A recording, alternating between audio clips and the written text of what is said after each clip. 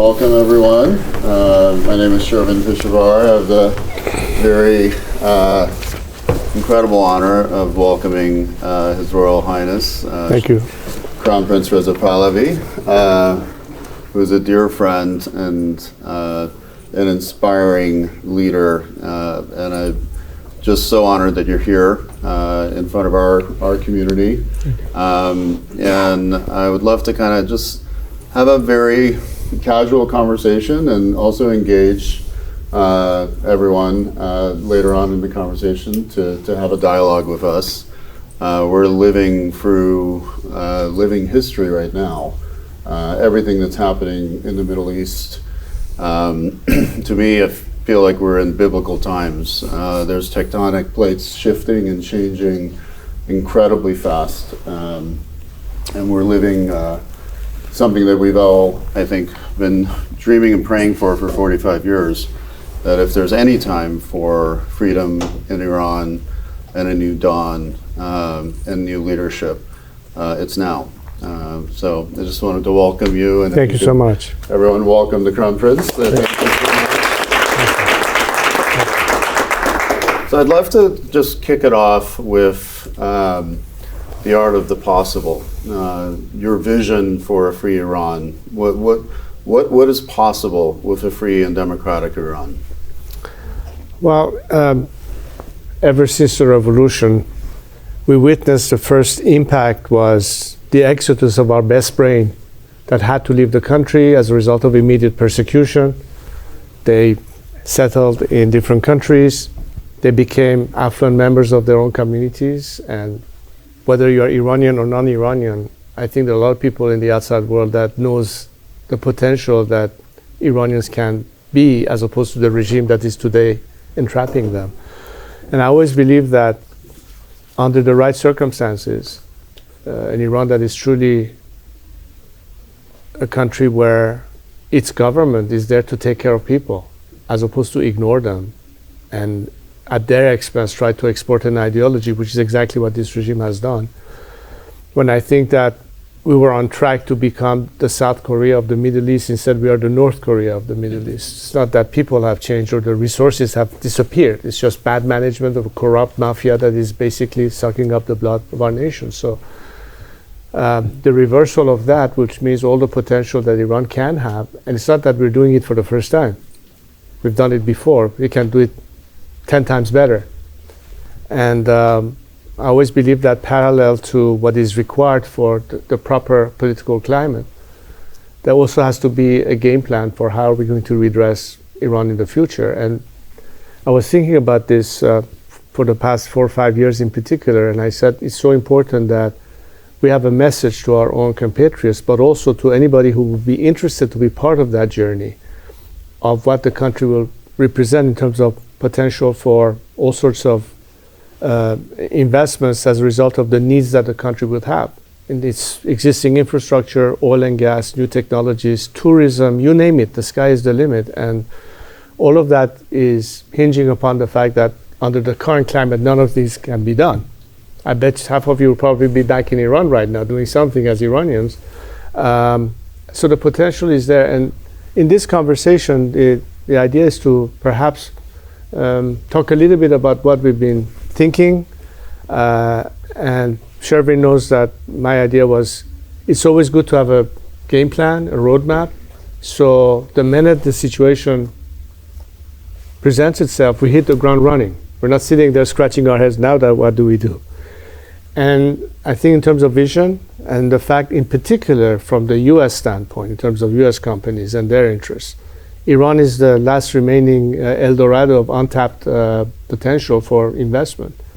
Plus the fact that I think with all these new technologies like AI, etc., we can have a frog leap jump back into the 50 years that we've lost in time. We don't have to go all the way back to start from there, but how quickly we can bring it back. So this is generally the idea of discussing these matters parallel to what needs to happen politically. And I'm glad I have an opportunity to share some of your views with people like yourself who are, the movers and shakers and the CEOs and the entrepreneurs that can indeed have your angle as to where you think you fit into that scenario, and everybody finds an area of interest, and ultimately we can send that message back home of how it will impact people's life. Up to 90 million people could be affected by it, but what it means also in a win-win scenario for the interests of a country that you live in or represent in that sense.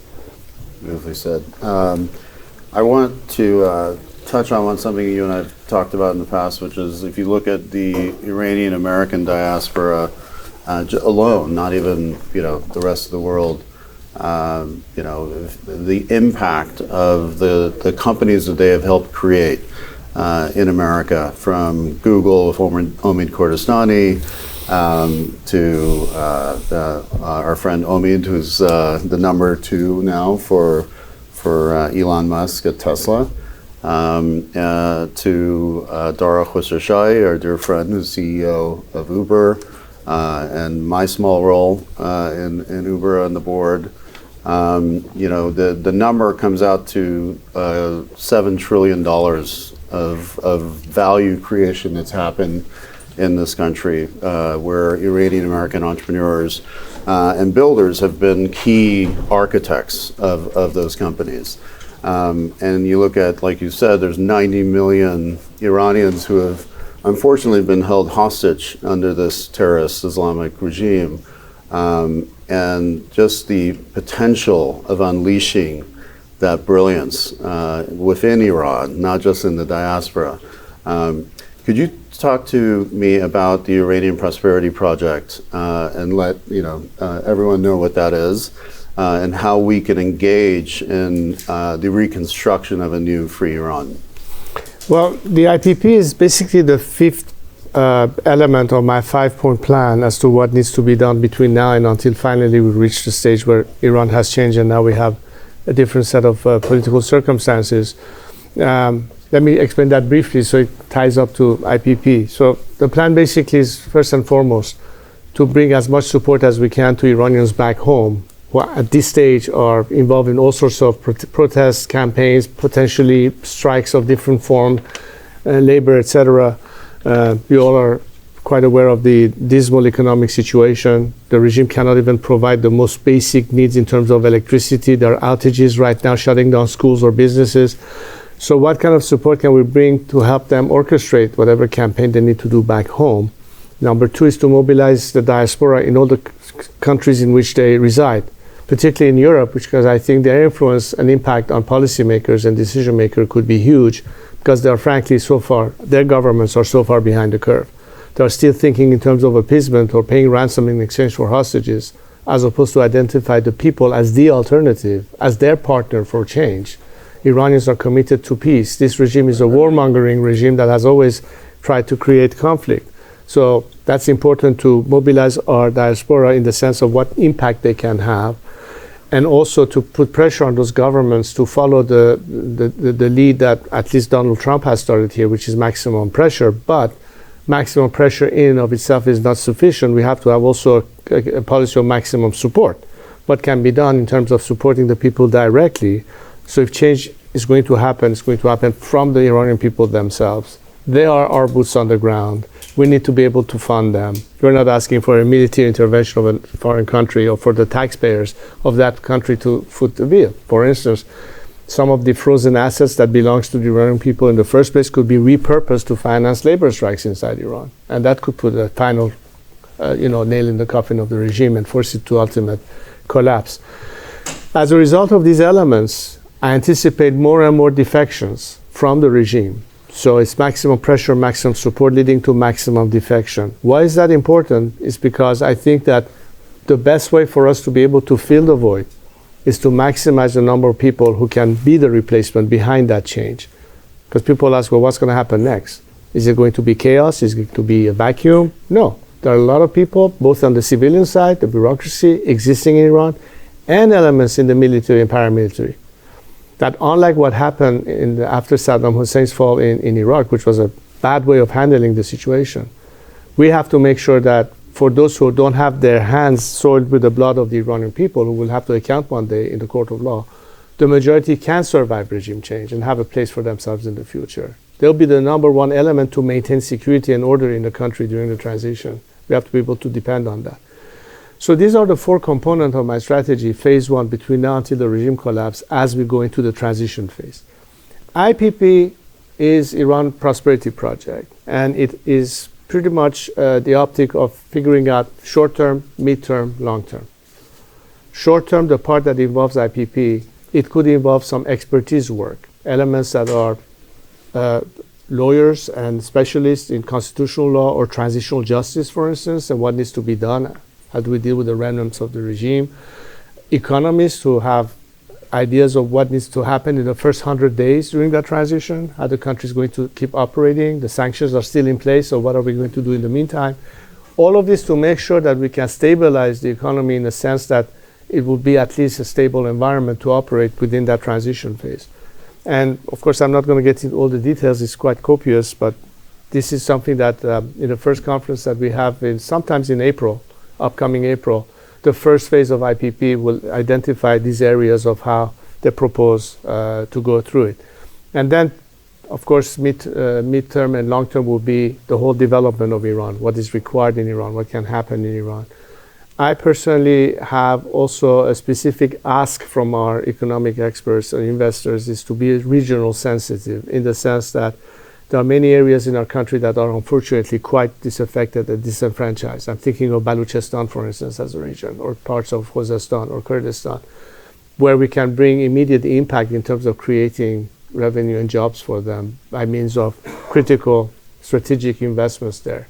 It could be the tourism industry, it could be maybe Elon Musk putting a Tesla plant over there at some point. I mean, the sky's the limit. Maybe replicate Silicon Valley somewhere in Iran.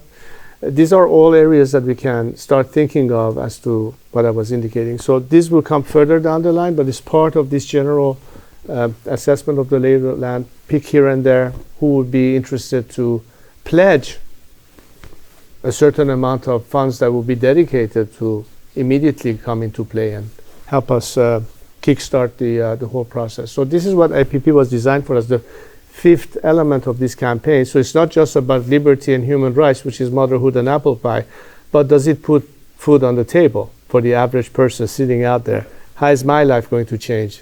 Am I going to feel the impact immediately? So we have to explain that story. It's almost like explaining a script, and that's where we'd like to involve everyone. It's not a closed door. It's constantly being updated and upgraded as a result of all the input we receive, all the critical ideas that can be generated. So consider it not just an already laid out project. It's constantly being benefiting from everybody's input, and it's almost like sharing, if you will, this journey. And that was the idea behind IPP to begin with. I just want to double click on that with everyone here, because the energy that I get from every conversation with you is just this living history that's happening, and your leadership and your vision being so well timed for this moment in history. And everyone in this room can play a role. What we've been talking about is talking to dear friends like Dara Khosrowshahi at Uber, about engaging, and if there's a potential economic council, are there pledges by companies? And everyone in this room is connected to massive technology companies and amazing startups. And how can they engage with IPP and with your team to do similar types of things? If there's companies, entrepreneurs that want to get involved and make these pledges, and this, to be clear, this is a pledge if there is a free and democratic Iran, that these companies like Uber would come in, or Tesla would potentially come in and build a gigafactory, or launch rockets from Iran. Like all of these things that would seem impossible are absolutely possible if this freedom reigns. Well, I mean, let's not go far. The contrast between nations that have been trapped in this axis of resistance, look at Damascus and Tehran as the number one example, in contrast to the UAE and Saudi Arabia. And people behind that wall look across the Persian Gulf, see what's happening over there, and why should they be deprived of it? I remember the first time we were developing Kish Island in the Persian Gulf. It was in the early 70s, 1970, 1971. And I remember when we were there, usually we would go there for vacation in Nowruz. And one time my mom said, let's go check out Dubai. ببینیم چه خبره. It was a tiny little port, and there were those, like a free zone of getting, all those cartons of cigarettes or liquor that people would fly all the way from Tehran to go and buy over there. It was really nothing. Look at where Dubai is today. In contrast to where Iran could have been and have missed that opportunity. But unlike Saudi Arabia or Dubai, who might be limited in terms of natural resources, look at Iran, what it represents, all type of climates. We can have anything from ecotourism to a wine industry that we had started but was of course interrupted by the regime. The entire Riviera of the Persian Gulf could be developed, not to mention all the high-tech elements that comes into play. So the potentials are so huge. There's so much that can be done that will be, I think, a very rational way of maximizing your investment, because it will be something that will impact the people, that a story that people will understand, it will relate to, because the models are existing there. If what they're trying to do in Dubai or Saudi Arabia, we can do 100 times more in Iran, provided, of course, that we have the right climate. So, of course, it's imperative to have the right climate, and that's exactly why Iranians today realize how much opportunity costs exist against them because of this regime that keeps them from all these opportunities. But the minute it starts, and the level of education in Iran is such that a lot of you would know, it's not like, they would not be able to immediately be engaged as high skills or engineers or scientists that can certainly be very well adapted to today's challenges of newer technologies. So everything is there for us to consider what it will mean, not just something that would be good for Iran and the people of Iran, but regionally, and what it would also mean from point of view of people investing there. Imagine Iran being the hub, that from there you can access Central Asian countries that right now is mostly dominated by the Chinese and the Russians in terms of those opportunities. But America is out of it as a result of not having that sort of strategic place. Iran could provide that element, so it's even beyond Iran. So you can imagine how many ways there is to look at this, but it has to start somewhere. So that's pretty much what we need to focus on. Where can it get started? How can we stabilize it? How we can bring an element of stability and normalcy, and then from there on we can just move very fast, I think, and catch up all this time that has been unfortunately wasted fairly rapidly. We talk about this a lot, and we were living at the cusp of what I call this is really the 2025 is the end of the old world and the beginning of a new world. And Western civilization has been measured in BC, AD, and now AGI. And this feels like a historic moment where this is the beginning, the true beginning of the 21st century, and a free Iran that is engaged in exactly the vision that you're talking about of building this economic superpower in the Middle East, a free nation that is not funding terrorism but funding creation and new ideas and culture again. I look at MBS and what he's done in such a fast period of time with Vision 2030. And it's 2025, it's 5 more years before he has to accomplish all of those goals. How fast do you think we can catch up? In terms of leapfrogging, probably we'll have a better chance of doing this now with existing technologies to catch up with the lag. I cannot put an exact time frame to it. That's really people like yourselves who know better than me how to give this answer. But I think definitely it's going to be much more rapid than what it used to be 40 years ago, for sure. Yeah, it won't take 50 years to catch up to what we've lost. That's the hope. Well, I want to ask about what changed in the last few years where you have courageously stepped up in your leadership and your voice. And it's been inspiring to me to watch. And everything we hear from within Iran, your name is being spoken in the streets, and you're incredibly popular in Iran. What is your message to the Iranian people? If you could be speaking to all of them now, what would you say to them?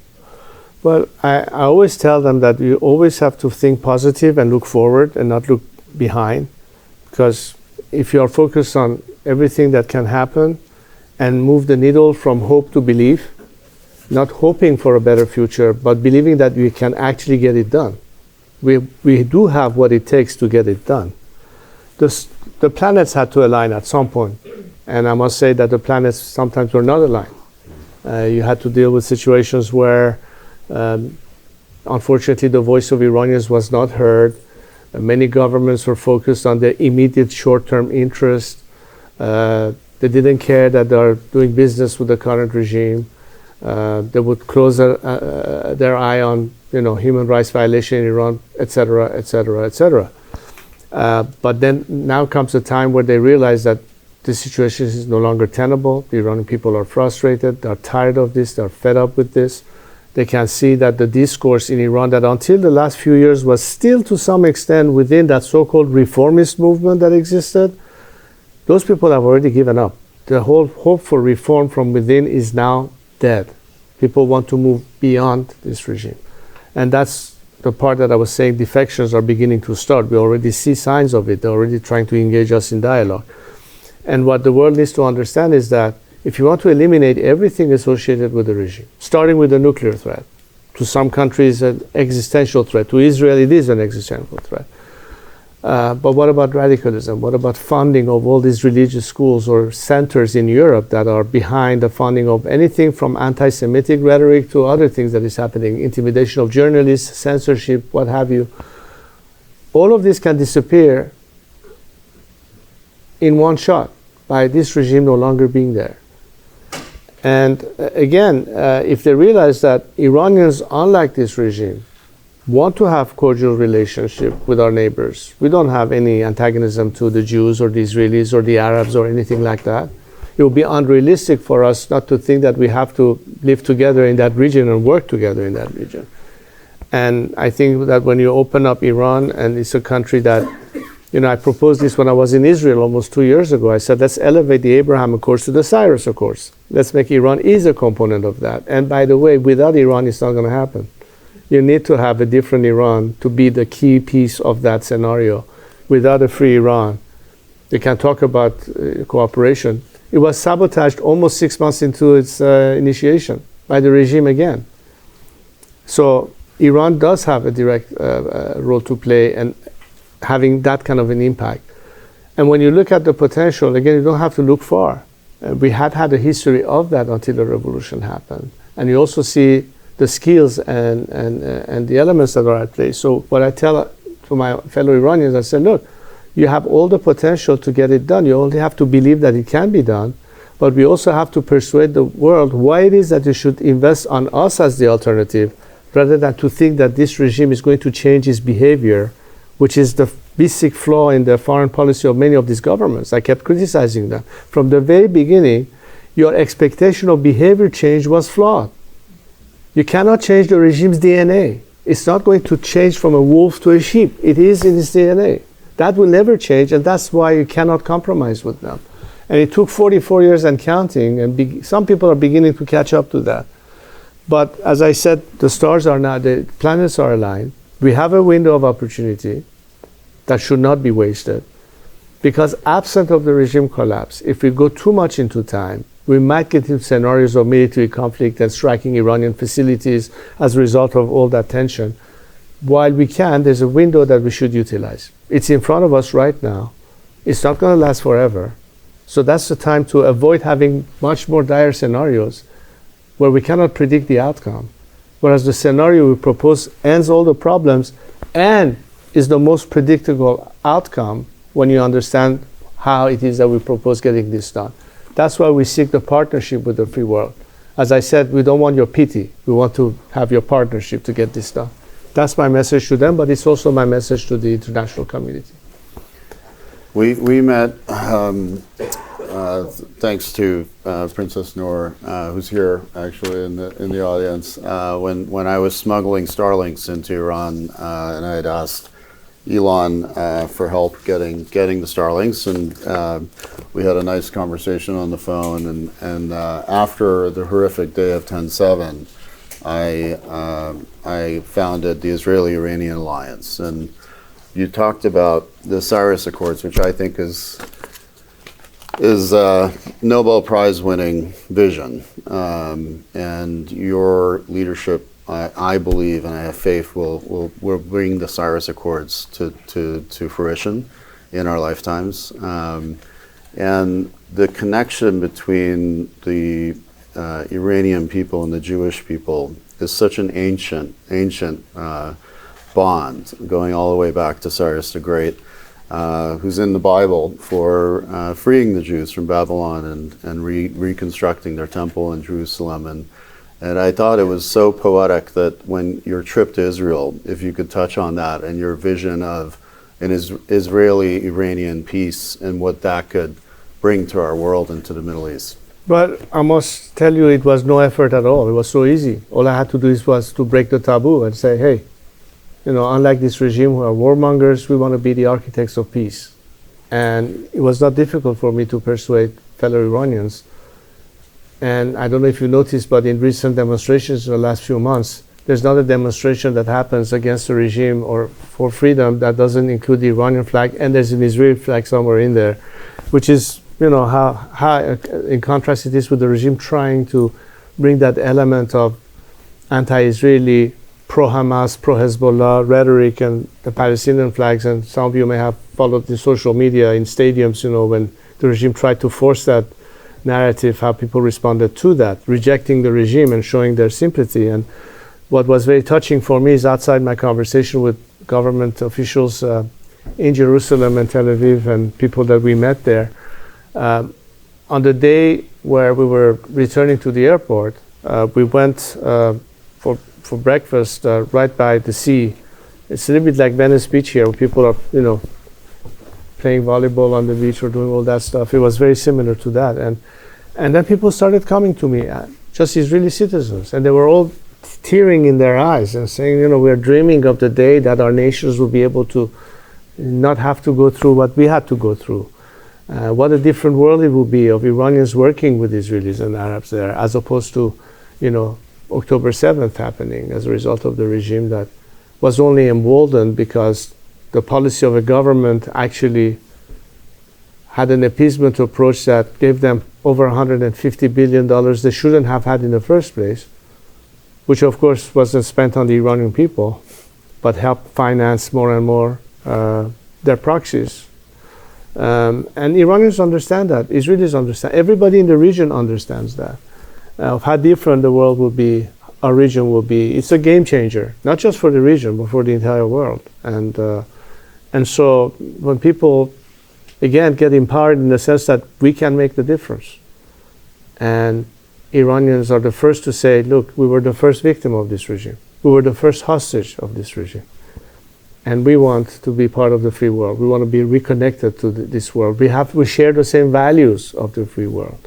We do want to respect every aspect of human rights. We want to put an end to any kind of discrimination, whether of your ethnicity or religious belief or sexual orientation or what have you. That's the Iran that is not prepared for that. And as such, I think that it's really not an effort to convince people. They're already there. So it's no longer whether it should happen, but how it can happen. And I'm trying to now start addressing the how. And that's where we need a lot of,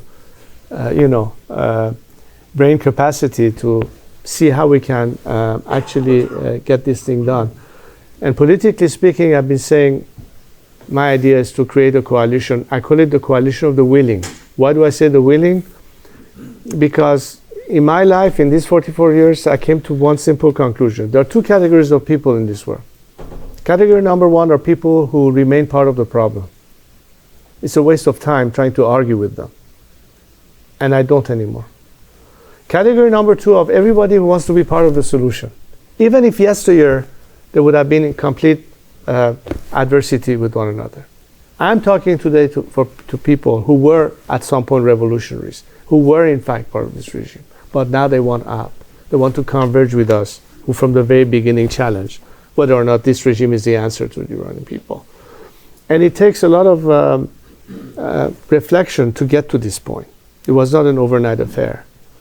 And I tried to keep the torch lit all this time because I knew someday we will get to this point, and now we have arrived. So as I said, this collective experience and all the knowledge that goes into it, it's not just about money and investment. It's all the knowledge. It's all, when at the time of my father, we were sending our students to the best universities in the world to study. Imagine now in the diaspora of almost 8.5 million people, what percentage of them are highly educated, already in position of having immediate impact. There's no government funding or budget that can even come close to that. That's an actual asset that Iran has today. A huge, huge asset that puts us way, way ahead of the game. That's why I say we have to believe that it can be done, as opposed to let's hope for a better world.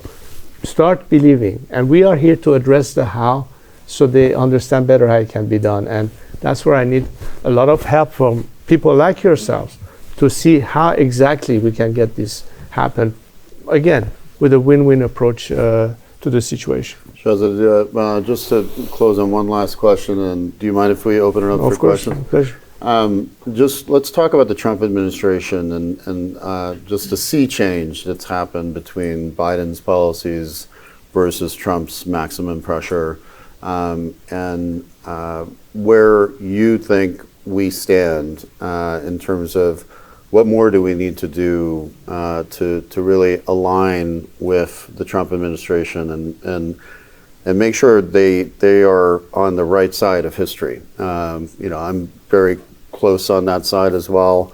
I'm very hopeful, but there's a risk, right? There's a risk of things, potentially being manipulated by certain factions out there. But to be absolutely honest and blunt about it, I think it's a little bit naive to think that if we resolve just one issue, then we can just pack our bags and go home and nothing else will happen. If the idea is to divest from the region, not getting entangled, one way or the other, America will be dragged into it if the situation in Iran doesn't completely change. In fact, the best way to guarantee you won't have to get engaged for reasons other than economic interest and to leave it to people, to countries in that region to resolve the problem, otherwise you will have to intervene, is to make sure that the regime is no longer there. But as long as the regime is there, even if you, let's say, come to some kind of a nuclear deal, which I doubt will happen, because the conditions that is set right now is certainly something that Khamenei will never agree to. Maybe he did that because he just wanted to say, I have to at least give them a chance to see what happens. But again, as I was saying earlier, maximum pressure does work, but it's not enough to get the job done if the intent now is to say, let's just get rid of this regime while we have a chance. So there has to be a policy of maximum support. This is something that I've been arguing with people in the current administration. They are far more receptive than ever before. In Europe, it's beginning to gain some traction. But again, I think the X factor is really what happens in Iran at the end of the day. At the end of the day, it's about what happens in Iran. And that's the only thing that I'm focused on, not thinking that I have to depend on a foreign country or government to actually get the job for us. And I keep saying the same thing, that if you want to make it easier for us, help us. But we'll do it anyway, whether you like it or not. We have to do this. We have to save our country. And, and I think the Iranian people also do respond when there's strong leadership demonstrated.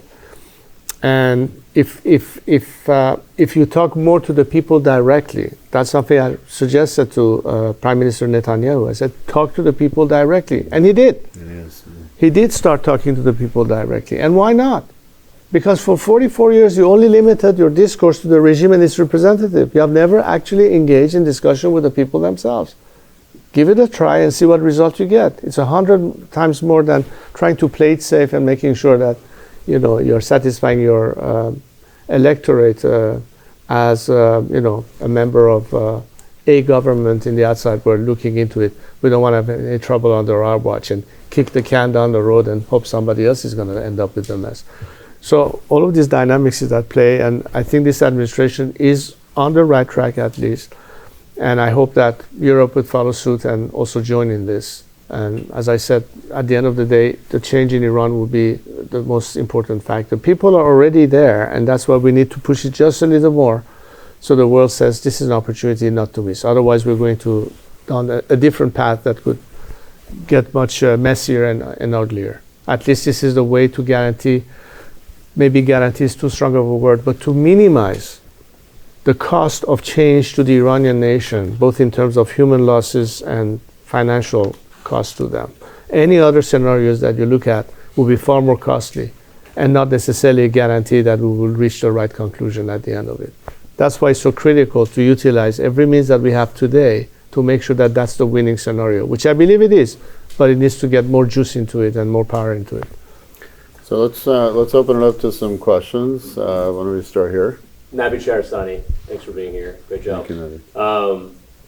I think we've all had this conversation in our kitchens, our living room, over tea, wine, whiskey, and we all want to solve a problem in our lifetime.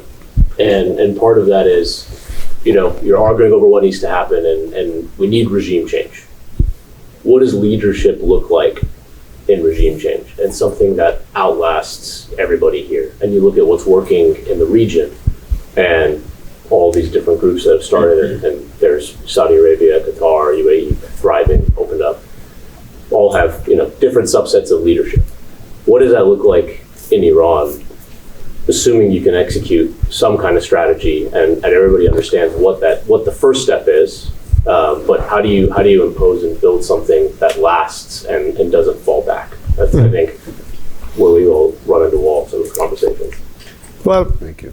I think when you talk about the importance of the rule of law, so people actually believe that their system, there's a basis for it that brings about everything that is built in the rule of law. And of course, accountability, which is very important in terms of governance, but also a democratic process that indicates that whatever ends up being the ultimate formula is something that people had a direct say in it. It was not imposed on them, or they didn't wake up the next day and say, okay, now we're dealing with a new situation. And in contrast to what happened in 1978, where very few people had any clue about what it actually means to have a velayat faqih. By the time they realized it was too late. Well, this time it's in full transparency. So in terms of the political leadership of this transition, the whole premise is based on how can we get that coalition of the willing I was talking about, that is diverse politically speaking. There are Republicans, there are monarchists, there are people on the left, center, and right. But how can we bring them together to work on a project-centric approach? It's not a matter of window dressing. It's a matter of where we agree on projects that can be useful in that process. How can we work together on this or that project? And at the end of the day, all of this in this phase is to how do we transition into the phase after the regime collapses. But most importantly, I think the biggest guarantee of stability is to strengthen the institutions. That's why I've always said we have to move from a leader-centric approach to a system-centric approach, where it's the institutions that at the end maintain that balance and stability. And that's the part that I like to bring as my contribution to political change in Iran. Not just regime change and having a government change, but how can we strengthen the institutions? The role of civil society, the role of media, the role of labor unions, and so on and so forth. And we still have a culture that look up to someone. And I like to say, that's great, but it's only a tool to a much more important end. Help me strengthen the institutions so we don't have to worry every time who's next, as opposed to, you have a built-in system that maintains stability as a result of a scripted continuity. And that's really what would be the greatest challenge in terms of how do we structure it. There's a lot of education going into it. But most importantly, there has to also be the appropriate political culture. That's the part that doesn't happen overnight. The Iranian people today, unfortunately, have become so hurt and damaged and hurt that the element of trust is practically gone. They don't trust people anymore. Bringing back that trust and faith into their system will take some time. And while we have to build in that culture of tolerance and diversity. So it is a serious challenge, but it's still doable. And I think that that's, again, what the diaspora has a huge role to play. Because you have lived for decades in the free world, in free democratic societies. You know what it takes to operate in that system. You have witnessed the peaceful transfer of power from one administration to the next in all these democratic countries. This is something unheard of in the Middle East, right? So that's, again, an element that brings into the equation of how can we make sure that the stability can exist is by understanding what it takes, the importance of institution, and the experiences that we can bring there. So until everything becomes gelling, or it's like concrete, you pour it, it takes a few hours for it to solidify. If you step on it prematurely, you just make a hole in it. But the concrete is ultimately going to do its job. The curing process has to happen. And it's during that process that we have to be able to hold their hands and navigate them through it. That's where the experience comes from. That's where the know-how comes from. That's how we can tell people, instead of being, not trusting anything, start believing that, yes, we can trust, but not blindly. By all means, verify. By all means, it's a civic duty and responsibility to watch your own system. Not say, okay, man کاری به این حرفا ندارم, I'm just going to go live my life and let the government do everything for me. And then you wake up and say, why did it go astray? Why do we have corruption? Why do we have concentration of power? These are all the part of components that will be part of our challenge. I think all of this is doable. We just have to bring the elements to educate the process at the same time. Let's get one more question. Good. Hi, I'm Shervin. Thank you for being here. I had a question for you. You talked about this big moment, and Shervin was really good in saying that now when there are rallies in Iran, your name is mentioned. In your most optimistic realm, when do you think is a timeline that the regime could collapse? And in your most pessimistic realm, is it? Well, the added factor of bringing the maximum support I'm calling for to give people more means to actually orchestrate the campaign of resistance, and ultimately I think the combination of it will be critical sectors and their labor strikes in the oil industry, in the trucking industry, in many aspects that will simply paralyze the system. That's what will paralyze the system. People are practically paralyzed as we speak. The devaluation of our currency, the fact that businesses are shutting down, schools are closed down because there's not enough power to provide, to keep the country operating. This is something that right now is happening in Iran. So they're very close to ultimately, collapsing. But that extra push is what we were talking about. That's why it ties back to a policy of maximum support, because this is the missing element. You can have street demonstrations up to a point, but you're going to take the next step. And also in direct correlation to how quickly the regime backtracks to a point of, paralysis and collapse. The timing of the defections to immediately fill the void is also a very important component, which has a direct read and sense of what's happening on the streets in Iran. And they see that. In the military, they see that. Even element of the RGC see that. And of course, the private sector. What we need to also have is the external component of, with all of this happening, is the world now beginning to respond to that timing? It's time to cut off the head of the snake once and for all and go for the eye of the octopus. That's also a factor that needs to be at play. It's not an absolute prerequisite. We can still get it done by ourselves. It's just to convince the world that you can have it happen much faster and sooner if you now engage in helping us in that process. So this is, I think, in terms of timeline, what will define how quickly or more prolonged that process will be. But it's inevitable. At the end of the day, it's inevitable. Let's get one more question. Dana? Oh, sorry. Go ahead. Yeah. Thank you. Hi, I'm Patty Wexler, and I'm from Venezuela. And so obviously a lot of the parallels of what you're saying resonate, look at Dubai and where Venezuela could be and the regime. And so I guess my question following up on what Shanaz was saying is, what is your sense of what's happening on the ground? Because Venezuela has, in the first Trump administration, was the maximum pressure there could be besides invading, and obviously there are different dynamics. What is your sense of what will happen that will really trigger that? I mean, I've already stopped believing just to protect myself. But what gives you hope that it could ultimately get there?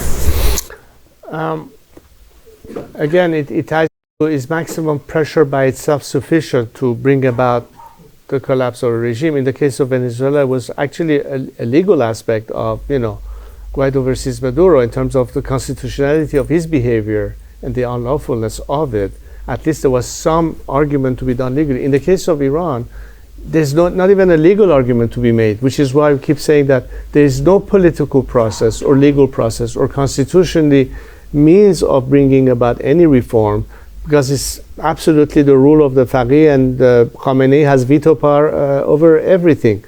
So, but I'm glad that you raised the question, because when I was in Geneva last week at the Human Rights Conference, you know, the evening before, I had a chance to meet with several representatives of different countries, from Hong Kong, from Russia, from Cuba, and so on and so forth. And one element that could perhaps be helpful to persuade governments to be more proactively supporting the opposition, democratic opposition in these countries that are ruled by dictatorial or totalitarian regime, is to have a better solidarity. I think that if we are now in the stage of when our enemies are forging alliances, why shouldn't the democratic opposition throughout the world form their own alliance? Maybe it's time for Iranians to work with Venezuelans or with others, that it's much broader, and then we can tell the whole world, look, we are all in the same boat here. We all have the same concerns. It may be a little bit different in this country or that country, but the premise is the same.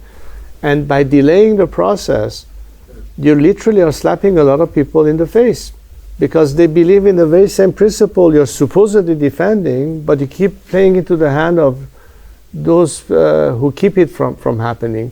I think that leverage is important to add that element of maximum support. Because what is at the end of the day?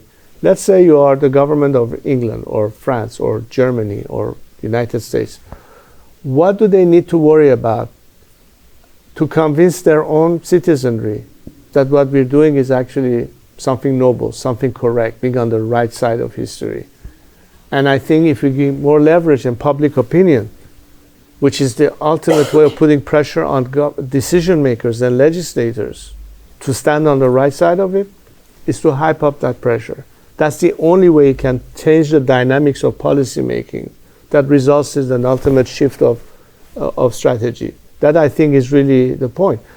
When I was denied participation, I was disinvited because the foreign ministry of Germany and that of Holland kept me from attending, from fear that it will have consequences of having more citizens of their countries taken as hostages.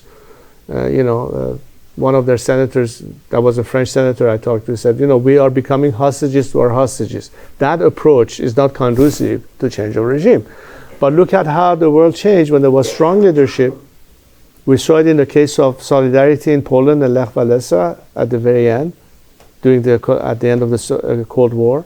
We also saw it in the case of Nelson Mandela and the ANC in South Africa. But you also had strong leadership. You had Ronald Reagan and Margaret Thatcher, who were out there pushing the agenda. And today, that kind of leadership is lacking. Is Donald Trump one of the axes of that strong leadership? Perhaps. Can he do it all by himself without having somebody come along with him in Europe? That's a question I pose to everyone.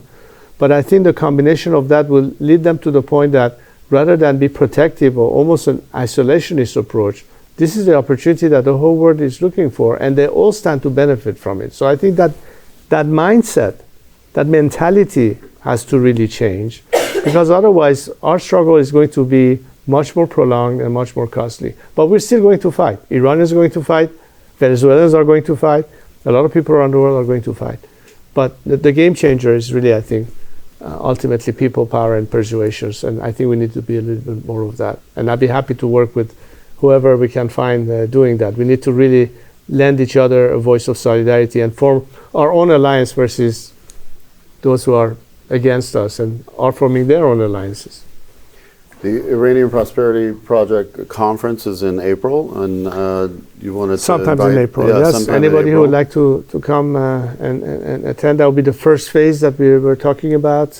Basically, in terms of immediately after the change will happen, what needs to happen, and then later on there will be, of course, a much more copious study of midterm and long-term opportunities and all those things. So. Yeah. And if there's anyone that wants to host a roundtable, we've been doing these roundtables around the country, so definitely just come to us afterwards. And Shahzad, I just want to thank you from the bottom of my Thanks, heart Shervin. for making this time. Thank you all for this coming. amazing conversation. Thank you for your leadership. Thank you so much. Thank you.